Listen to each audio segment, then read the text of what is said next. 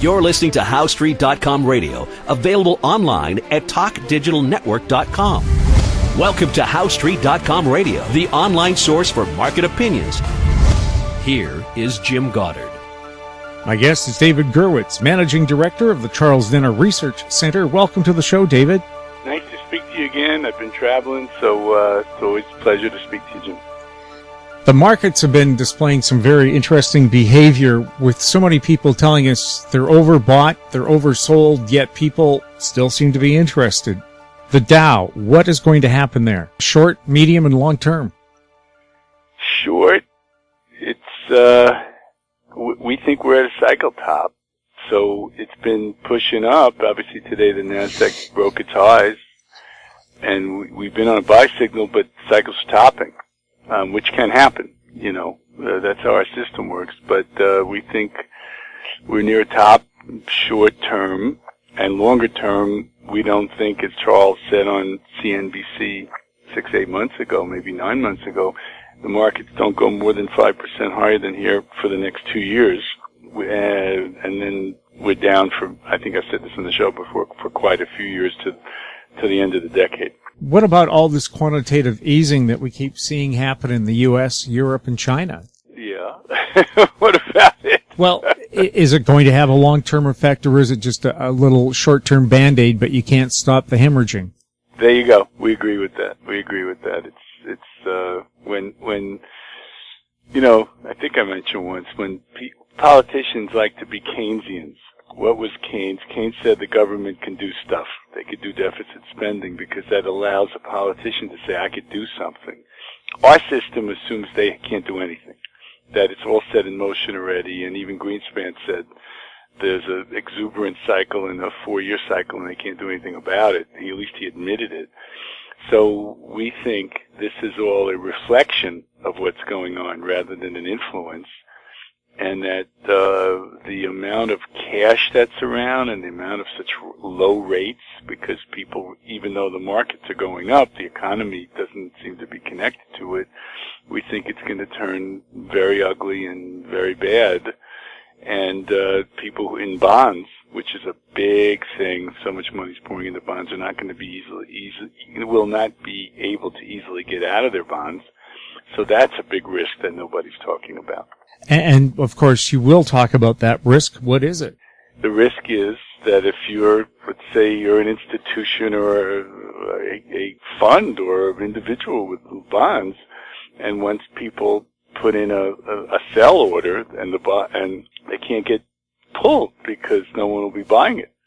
And all of a sudden, again, this is not a 2-minute discussion, to have, and it's not necessarily a cycle discussion. It's more of a market logistics discussion that people should look into. That the thought is, I'd rather my money making 1% bonds locked up. You may not be able to sell it, and the value could gap down when certain dislocations happen in the market. You're really better off, as much as giving up the yield, you're better off being in cash. At least you have more flexibility that way. Yes, I wonder, Greece is offering a great return on their bonds right now, but could you ever collect? Well, that's always the question. Like, even if we think, just as an analogy, that the market will go down and you short the market and we're right, who's going to be on the other side of the transaction? It's not going to be so simple. There's systemic risk besides investment risk. And that's something we're not so sure how to quantify ourselves, Charles was telling me back in '87, the '87 crash, he was a broker. And back then you put orders in by fax. It's hard to believe, but that's the way the technology was. And he shorted the market back then and made a lot of money, but certain markets he wasn't able to get out because the technological work then, the pathways were so limited.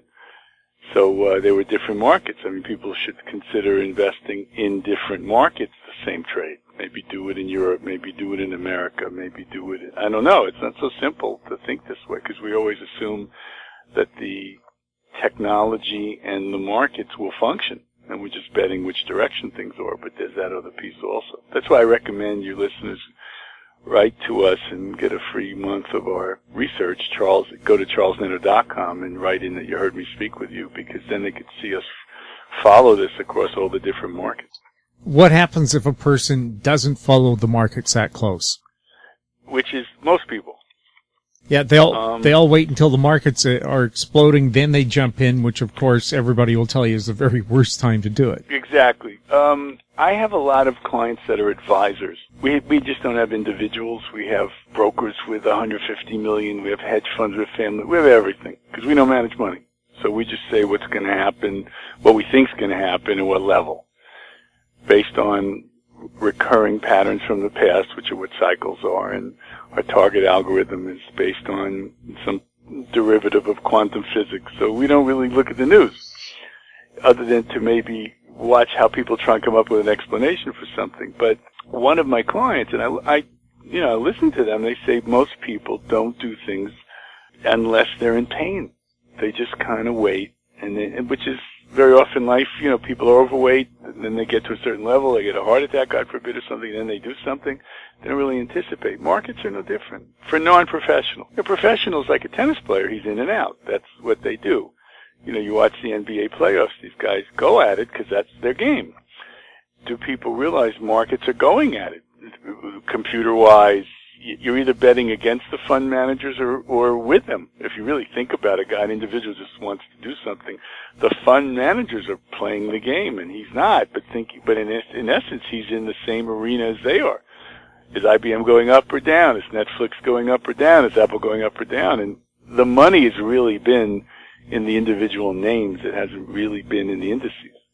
Although the indices have gone up, but the individual names have had much greater moves, certain biotech. And so for the individual that doesn't do much, he's probably feeling inadequate and frozen most of the time, is what I suspect and what I've heard.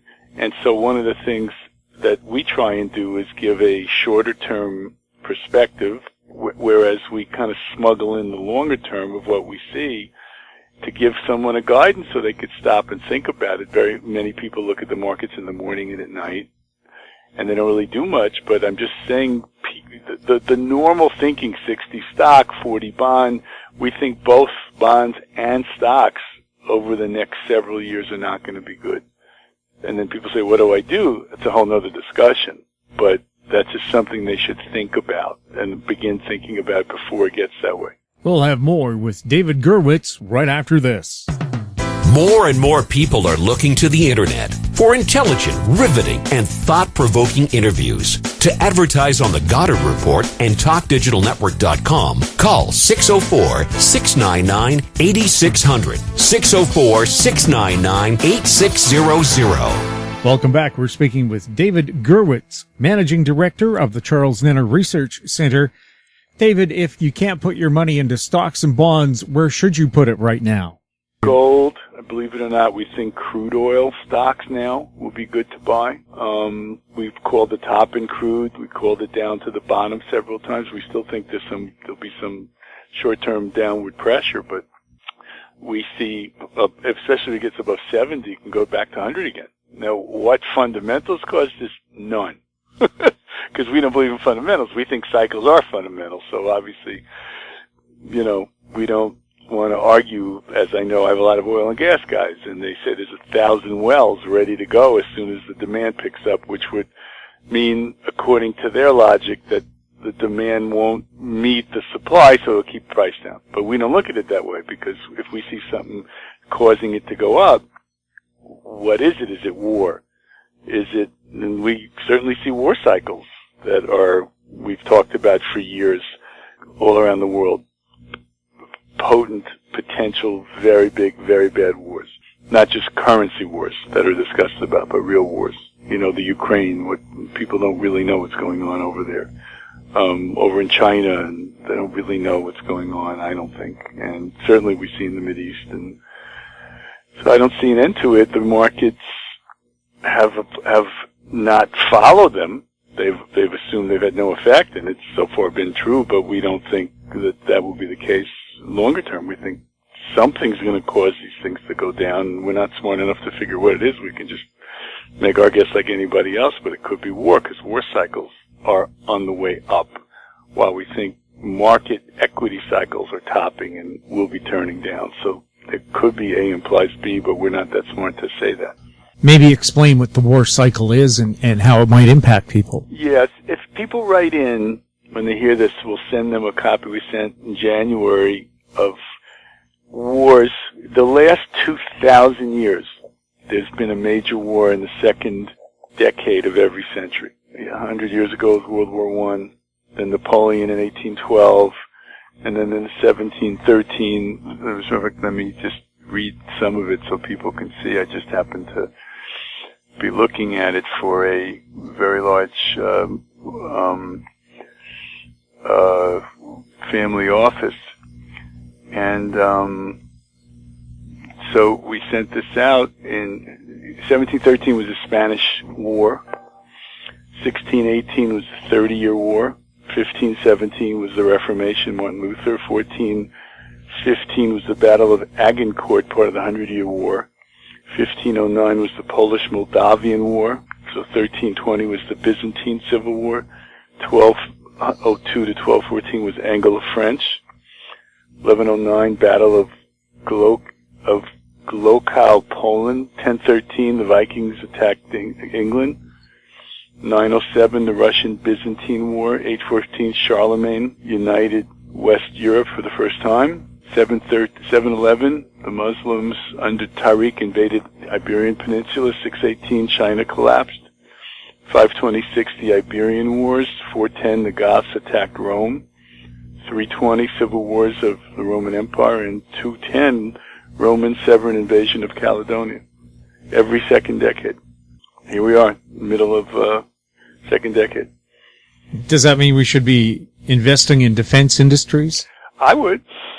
Yes. As a matter of fact, there's a lot of stuff going to be bought. As a matter of fact, much of what's going on in the Mideast and the supporters relate to, Russia, and sales to Iran, we know, is so much defense connected and things. So, yeah. I mean, we haven't really done a cycle work of the defense stocks. We really should, now that you're mentioning it to me. It's a really good idea. But that's what we think's coming.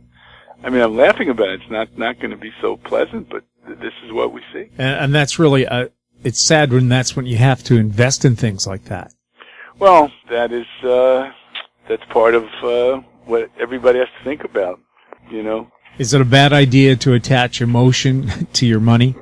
Yes. That's what we try and do. We try and eliminate the emotion by looking at past patterns and saying whatever we are now is a function of the multiple coinciding cycles from the past. So that's what's running the show, not today. Not easy to do because we're so addicted to news. All of us. I mean, I work on not being, but it's not easy. I assume all of us want information and think we know how to process it, two different things. So our system is a loss reduction system more than it is a gain system because we're giving parameters and we're giving tops and bottoms in every traded category. And we just assume that it will continue. Well, we're wrong. We're not always right. Nobody is. But generally it's right. So therefore it must be working. And how many people use it? Well, we have big business, but there's 8 billion people in the world, so we haven't gotten to everybody yet. But this is what we see, and it's not so pleasant to talk about some of the stuff. Where's the oil cycle at, and where's it going to go short, mid, and long term? Short-term topping. We called the top in 97. Let me read what we just wrote yesterday. Again, all your readers, when they write in, the listeners, they get this for a month for free. We see some weakness in crude that could coincide with expiration of May futures. And on Monday, we wrote short-term crude a near a cycle high close below 54.75 as a short-term sell signal. But we've been calling nat gas really well since 97. I'm not talking the year 97, the level 97. We said it's topping and then went a little past and then boom, 50% cut down in several months. Nobody else saw that. We don't know why it happened. How's that? We were right. I have no idea why. It's just we'll simply, admit it. So you just follow the cycles, set up a pattern, and that pattern repeats That's over it. and over. And we fight with our own cycles all the time. We're stubborn humans like everybody else. I don't feel this right. Cycle's telling you something. I don't know. Meanwhile, the cycles are smarter than us. But that's part of being a human, to think you can outsmart things. Yeah, we always think, climate change, we can stop that. Yeah. That's a whole nother discussion. Charles thinks it's global cooling, not global warming. And I tell you, I'm sitting in New York. It's April 23rd, and we just had hail 25 minutes ago. Sure, and then just north of you, the Canadian Atlantic provinces, I think, are still digging out. That's right. Boston had 107 inches of snow. Wow. So I don't know. Anyway, Jim, let's just go another few minutes. Okay. We were talking. So precious metals, you think it's a good idea to buy now while the prices are still down? No, I think gold is in the trading range now, and we can go to 1236. Short term's near a high. Keep a tight stop. We're a lot of sideways stuff. Longer term, it's back up to its highs. But we said get out 3.5, 4 years ago when it was 1900. What percent listened? Honestly, I don't know, but very low. After 11 years of a gold run-up, very hard for people to listen, and it'll never come down. I understand that. I really do. So it's not going to be easy, and this bottom hasn't been an easy bottom. We've been looking for it for 8 months already. But that's sometimes what it takes for a bottom to really form. We think it gets to 14 and change this year, and then we need to take a good look, because if it goes past, it really gets going. And if not, it could come back to even 900 as a wave 5 down, an Elliott wave. Mm-hmm. David, thank you very much for chatting with us. Pleasure, Jim. I look forward to the next time. And I just want to say I just got back from the Grand Canyon, and it's 10 to 15 miles across, and it's 230 miles long. 230 miles long. And you just walk. I've never been there before, and you're kind of there with your mouth open the whole time, pretty much. Just absolutely an amazement. And David, maybe remind people how they can get your research letter. Google Charles Nenner. Go to the site, charlesnenner.com. There'll be a button, contact us, click, and say, I heard you and I chatting. Can I get a free month research? And my guest has been David Gurwitz, Managing Director of the Charles Nenner Research Center. You're listening to HowStreet.com Radio. Find us on Twitter at TalkDigitalNet. Our popular YouTube channel is Talk Digital Network. Comments about the show can be sent to info@HowStreet.com. I'm Jim Goddard. Comments made on HowStreet.com Radio are an expression of opinion only and should not be construed in any matter whatsoever as recommendations to buy or sell any financial instrument at any time. Available online at TalkDigitalNetwork.com. HowStreet.com Radio is a production of HowStreet Media Incorporated.